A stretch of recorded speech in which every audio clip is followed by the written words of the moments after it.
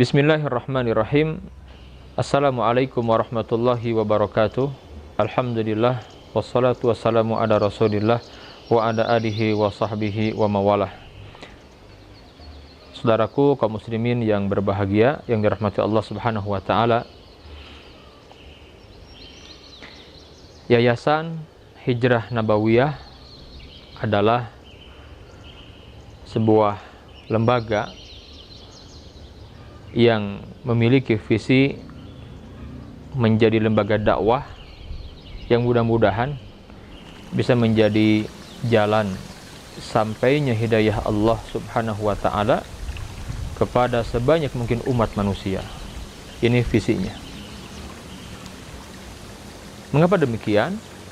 Karena menjadi jalan kebaikan sampainya hidayah Allah kepada manusia yang lain itu merupakan amal yang sangat besar pahalanya di sisi Allah subhanahu wa ta'ala. Suatu hari Nabi yang mulia di perang Khaybar pernah menyampaikan kepada Ali bin Abi Thalib radhiyallahu ta'ala anhu, kata beliau, "Ya Ali, wahai Ali, engkau menjadi jalan sampainya hidayah Allah kepada seseorang itu lebih baik buat engkau daripada dunia dan seisinya." Allahu Akbar. Jadi kita menjadi jalan sampainya hidayah Allah kepada orang lain lewat kita syariatnya, maka itu lebih baik daripada dunia dan seisinya. Maka Hijrah Nabawiyah ini didirikan dengan visi mudah-mudahan banyak umat manusia yang mendapatkan hidayah dari Allah subhanahu wa ta'ala lewat dakwah Yayasan Hijrah Nabawiyah. Adapun misi dari yayasan ini, yang pertama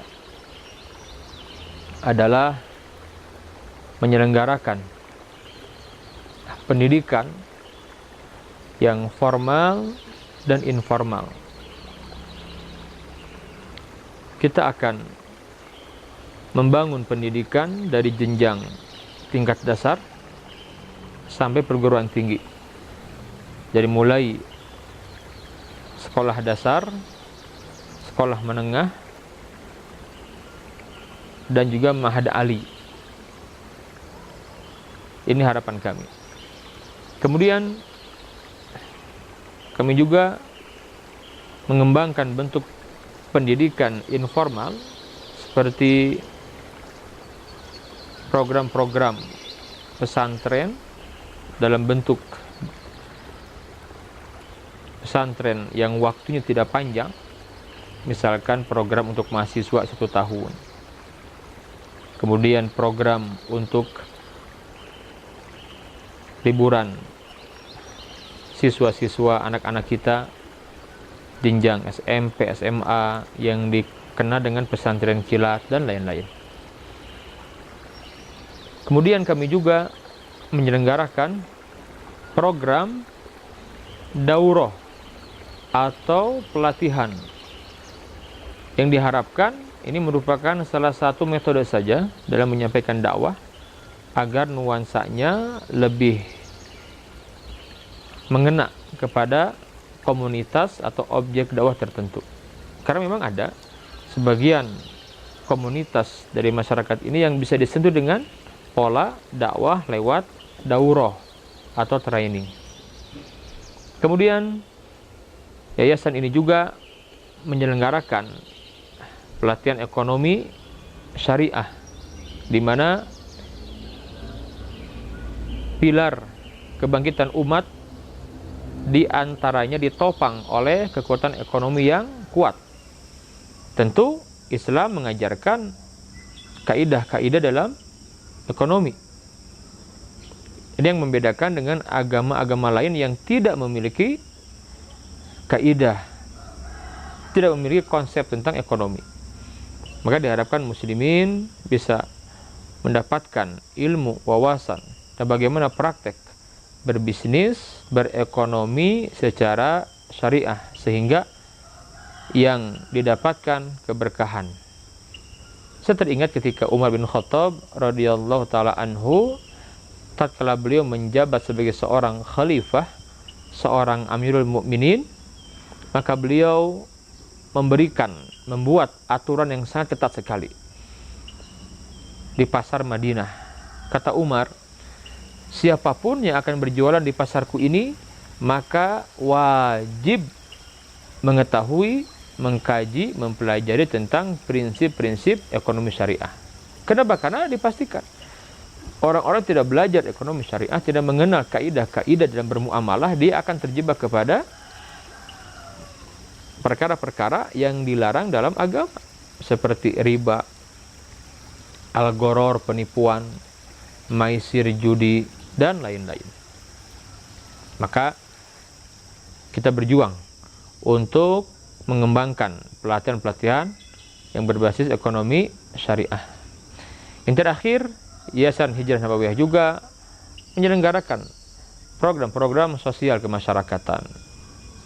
Siapapun yang ingin berdonasi kepada yayasan ini, menyalurkan sebagian dari hartanya untuk bisa sampai kepada orang-orang yang layak mendapatkan, maka akan kita tampung, kita buat acara dalam bentuk bakti sosial kepada masyarakat, di mana sebelum kita membagikan bantuan kepada masyarakat yang membutuhkan, kita adakan ta'lim, kita jelaskan tentang Islam kepada mereka.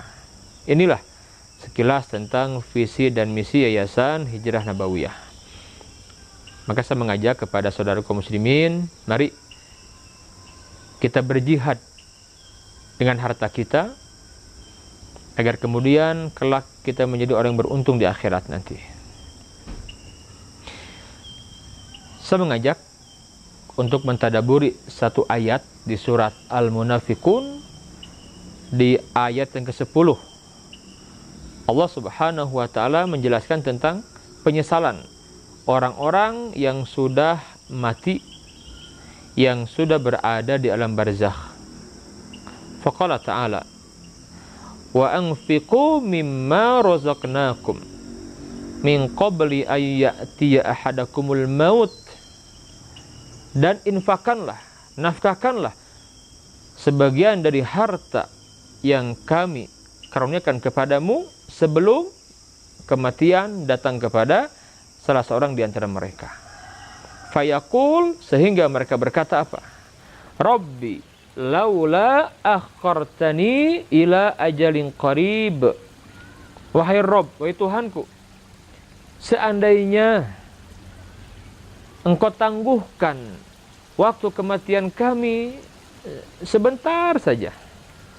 Untuk apa? Apa untuk menikmati rumah yang mewah, istana yang megah, kendaraan yang mewah?